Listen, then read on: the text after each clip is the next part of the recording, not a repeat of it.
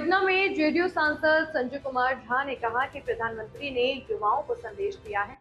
उन्होंने बताया कि पेपर लीक विरोधी कानून के तहत दोषियों पर 10 करोड़ रुपए तक जुर्माना और 10 साल तक की जेल का प्रावधान है, ताकि कड़ी सजा सुनिश्चित हो सके।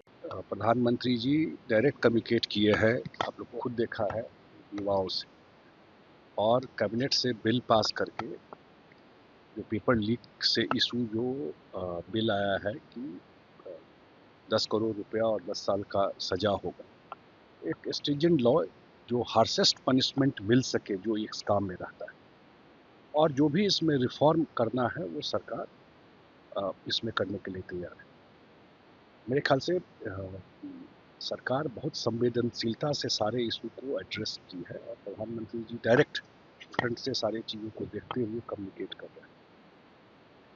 पेपर लीक फुल नहीं हो, फुल प्रूफ एग्जाम हो, उस डायरेक्शन में सारा इनिशिएटिव लिया गया है। और हम सब के लिए, एनडीए में भी और पूरा देश और खास करके युवाओं के लिए ये चीज़ था। पेपर लीक कोई इस साल हुआ है ये नहीं है। आप सब जानते हैं कि जो विपक्ष के नेता घूम रहे हैं, अगर उसका डेटा निकाला जाए तो उनके सरकार में, उनके राज्यों में सैकड़ों पेपर लीक हुए।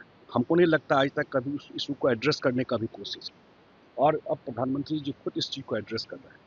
या शिक्षा मंत्री धर्मेंद्र प्रधान जी मोरल रिस्पॉन्सिबिलिटी लेते हुए इस्तीफा दिए कि गलत हाथों में ये चीज़ें नहीं चली जाएंगी। जो मुझे पक्का लगता है कि अब जो इनिशिएटिव लिया गया तो ये फुल प्रूफ एग्जाम आगे होगा, और देश के युवाओं के लिए एनडीए सरकार जो इनिशिएटिव बिल के माध्यम से हो या अन्य सारा इनिशिएटिव ले रही है, और अगले बार से नीट का एग्जाम भी फुल प्रूफ हो उसका सारा प्रयास कर रही है।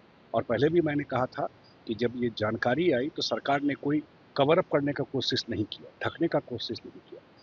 एक साल खराब नहीं हुआ विद्यार्थियों का, कोशिश किया कि ये अर्लीस्ट एग्जाम होकर रिजल्ट मिले। ये तो एक पार्ट है, और सेकंड पार्ट है श्री प्रहलाद जोशी जी को जिम्मेवारी मिली। तो निश्चित रूप से